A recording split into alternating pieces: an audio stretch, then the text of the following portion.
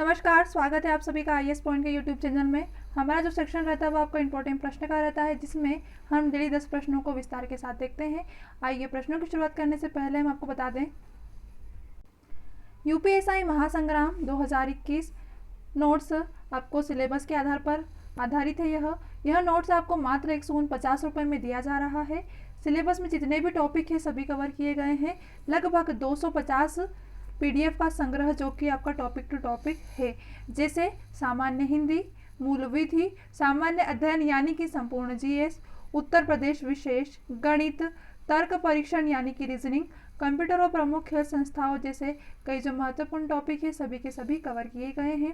Notes प्राप्त करने के लिए आप व्हाट्सअप कर सकते हैं इस नंबर पर, और अधिक से अधिक जानकारी प्राप्त करने के लिए आप इसी नंबर पर कॉल भी कर सकते हैं। चलिए धन्यवाद, चलते हैं हमारे प्रश्नों की ओर। प्रश्न नंबर पहला है, अभ्रक का सबसे बड़ा भंडार कहाँ है? ऑप्शन है आपके पास दक्षिण अफ्रीका, भारत में, संयुक्त राज्य अमेरिका में, या फिर ऑस्ट्रेलिया में। आपको बता दें अभ्रक का जो सबसे बड़ा भंडार है वह अपने देश भारत में है, यानी कि ऑप्शन नंबर बी आपका सही होगा। आइए देखते हैं।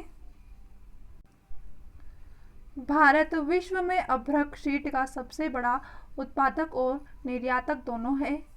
भारत में कुल अभ्रक शीट के उत्पादन 90% है। कितना है? भारत में 90% है। इसका निर्यात कर दिया जाता है। अभ्रक शीट का सर्वाधिक भंडार भी हमारे भारत में ही है। ठीक है, आपको याद रखना है उत्पादक और निर्यात दोनों ही क्या है हमारे भारत में सबसे अत्यधिक है। अगले प्रश्न की ओर चलते हैं। अगला प्रश्न है, केरल की मौन घाटी। ऑप्शन है आपके पास भारत में एकमात्र सदाबहार वन है, में महंगी इमारती लकड़ी के पेड़ है, पिकनिक के लिए अच्छा स्थान है, या फिर में पादपों तथा प्राणियों की दुर्लभ जातियां हैं।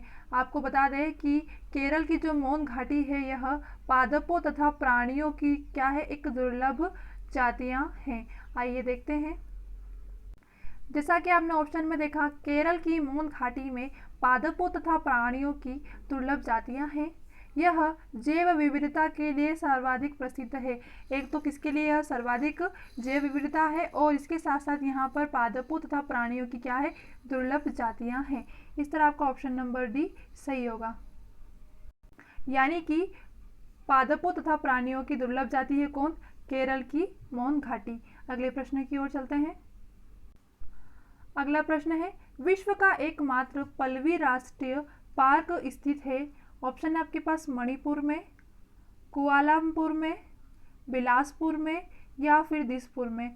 आपको बता दें कि विश्व का जो एकमात्र पल्लवी राष्ट्रीय पार्क है यह आपका ऑप्शन नंबर ए यानी कि मणिपुर में स्थित है। क्या है यह? तो यह एक पल्लवी राष्ट्रीय पार्क है जो कि मणिपुर में स्थित है। आइए देखते हैं। मणिपुर के विष्णुपुर जिले में केबुल लामजाओ राष्ट्रीय पार्क विश्व का एकमात्र पल्लवी राष्ट्रीय पार्क है। यह मणिपुर के एक विष्णुपुर जिले में स्थित है जो कि केबुल लामजाओ राष्ट्रीय पार्क में क्या है, एक विश्व का एकमात्र पल्लवी राष्ट्रीय पार्क है। इस तरह आपका ऑप्शन नंबर ए सही होगा, यानी कि मणिपुर। अगले प्रश्न की ओर चलते हैं। प्रश्न नंबर 14 है, वैश्विक तापन के फलस्वरूप हो सकता है। ऑप्शन है समुद्र तल में वृद्धि, फसल के स्वरूप में परिवर्तन, तट के रेखा में परिवर्तन, या फिर उपरोक्त में सभी। आपको बता दें इसका जो सही जवाब है वो आपका ऑप्शन नंबर डी होगा, यानी कि उपरोक्त में से सही। वैश्विक तापन का जो फलस्वरूप हो इसमें समुद्र तल में वृद्धि भी हो सकती है, फसल के स्वरूप में परिवर्तन भी हो सकता है, तट रेखा में परिवर्तन भी हो सकता है, यानी कि आपका ऑप्शन नंबर पहला, दूसरा, तीसरा तीनों ही सही है। तो आपका ऑप्शन नंबर डी सही होगा, यानी कि उपरोक्त सभी। अगले प्रश्न की ओर चलते हैं। प्रश्न नंबर 5वां है, भारत में कॉफी का अधिकतम उत्पादन करने वाले राज्य का नाम है। ऑप्शन है आपके पास आंध्र प्रदेश, गोवा, कर्नाटक, या फिर तमिलनाडु। भारत में कॉफी का जो अधिकतम उत्पादन है वह है कर्नाटक में, यानी कि आपका ऑप्शन नंबर सी सही होगा। क्या? कर्नाटक। कर्नाटक में भारत में सबसे ज़्यादा कॉफी का उत्पादन किया है। और चाय में किसका है? तो चाय में आपको याद रखना है असम प्रथम स्थान पे है, और कॉफ़ी में क्या है? कॉफ़ी में आएगा आपका कर्नाटक। अगले प्रश्न की ओर चलते हैं। इससे पहले इसके बारे में और चीज़ें हम बता देंगे आपको। भारत में कॉफ़ी का अधिकतम उत्पादन करने वाला राज्य कर्नाटक जो कि 70% है। इसके बाद इसका स्थान इसके बाद आएगा आपका केरल जो कि 22% है, और जो शेष है वह क्या है, तमिलनाडु और अन्य। तो आपको याद रखना है कि प्रथम पे क्या आएगा, 70% किसका आएगा, कर्नाटक, और केरल का कितना है, 22%। अगले प्रश्न की ओर चलते हैं। अगला प्रश्न है, जूट उत्पादन में सबसे प्रचुर प्रदेश कौन सा है? ऑप्शन है आपके पास पश्चिम बंगाल, तमिलनाडु, केरल या फिर उड़ीसा। आपको बता दें कि जूट उत्पादन में जो सबसे प्रचुर देश है वह है आपका ऑप्शन नंबर ए, यानी कि पश्चिम बंगाल। पश्चिम बंगाल में जूट उत्पादन में क्या है, सबसे प्रचुर देश है। आइए देखते हैं। सर्वाधिक जूट का उत्पादन भारत में पश्चिम बंगाल में किया जाता है। पश्चिम बंगाल वर्ष 2012-13 देश के कुल जो जूट कृषि क्षेत्र है इसमें 66 पॉइंट था, उसके बाद कितना हो गया यह 73, और अब कितना है 74.4 उत्पादित किया है। तो आपको सिर्फ इतना ही याद रखना है कि जूट उत्पादन में सबसे प्रचुर जो देश है वह कौन सा है, पश्चिम बंगाल। अगले प्रश्न की ओर चलते हैं। अगला प्रश्न है, भारत में किस राज्य को धान का कटोरा कहते हैं? ऑप्शन है आपके पास केरल, कर्नाटक, आंध्र प्रदेश या फिर तमिलनाडु। इसका जो सही जवाब है वह है आपका ऑप्शन नंबर सी, यानी कि आंध्र प्रदेश को धान का कटोरा कहा जाता है। धान का कटोरा किसे कहा जाता है, तो आंध्र प्रदेश आपका राइट आंसर होगा, यानी कि ऑप्शन नंबर सी। उपर्युक्त राज्यों से आंध्र प्रदेश को भारत का धान का कटोरा कहा जाता है। आपको याद रखना है कि यह भारत का धान का कटोरा कहा जाता है किसे, आंध्र प्रदेश को।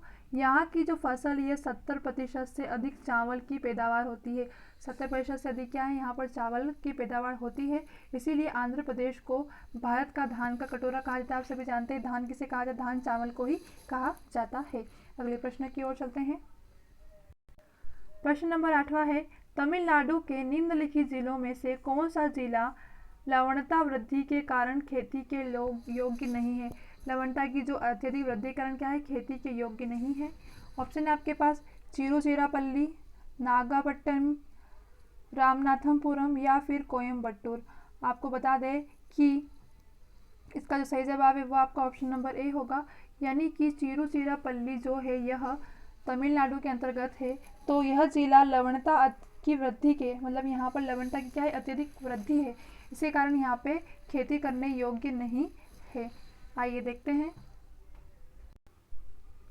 तमिलनाडु के तिरुचिरापल्ली जिला लवणता वृद्धि के कारण खेती के योग्य नहीं है। इसके अलावा आगरा, बीकानेर, गंगावती, हिरार, इंदौर, बापल्ला और कानपुर भी लवणता, यहाँ पर भी क्या है, लवणता अत्यधिक है, तो यह भी क्या है, खेती के लिए उपयुक्त नहीं है। आपको याद रखना है कि तमिलनाडु का जो है वह कौन सा है, तो वह तिरुचिरापल्ली जिला। क्या है यहाँ पर, तो यहाँ पर लवणता की अत्यधिक वृद्धि होने के कारण खेती के योग्य नहीं है। अगला प्रश्न है, खेतड़ी किस लिए प्रसिद्ध है? ऑप्शन है आपके पास एल्यूमिनियम, उर्वरक, तांबा या फिर स्वर्ण। आपको बता दें कि जो खेतड़ी है यह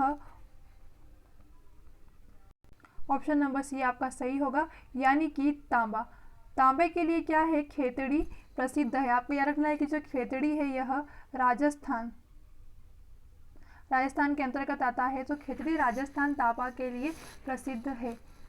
आइए अगले प्रश्न की ओर चलते हैं। अगला प्रश्न है, भिलाई इस्पात संयंत्र का निर्माण किसके सहयोग से किया गया था? ऑप्शन है आपके पास जर्मनी, सोवियत संघ, यूनाइटेड किंगडम या फिर जापान। भिलाई इस्पात संयंत्र का निर्माण सोवियत संघ के सहयोग से किया गया था, यानी कि आपका ऑप्शन नंबर बी सही होगा। क्या है, सोवियत संघ। आपको याद रखना है कि भिलाई इस्पात संयंत्र का निर्माण सोवियत संघ के सहयोग से किया गया था। आइए देखते हैं। भिलाई इस्पात संयंत्र द्वितीय पंचवर्षीय योजना के दौरान रूस तात्कालिक सोवियत संघ की मदद से स्थापित किया गया था। किसकी, रूस की। यह संयंत्र दुर्ग जिले जो कि छत्तीसगढ़ में कोलकाता मुंबई रेलवे पर स्थित है। कहाँ पर है, दुर्ग जिले जो कि छत्तीसगढ़ में कोलकाता मुंबई का जो रेल मार्ग है वहाँ पर स्थित है।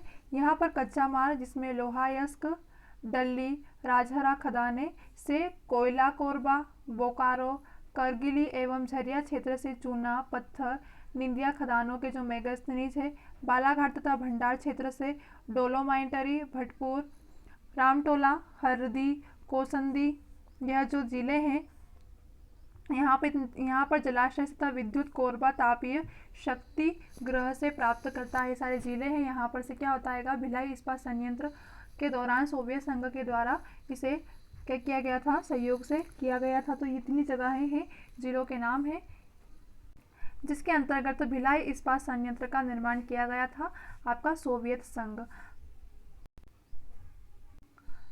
आज का प्रश्नों का संग्रह यहीं पर समाप्त होता है। अगर किसी भी प्रश्न में कोई भी आपको डिफिकल्टी आई हो तो आप हमसे कमेंट सेक्शन में ज़रूर पूछ सकते हैं। चलिए मिलते हैं हमारी अगली क्लास में, तब तक के लिए आप सभी को बेस्ट ऑफ लक।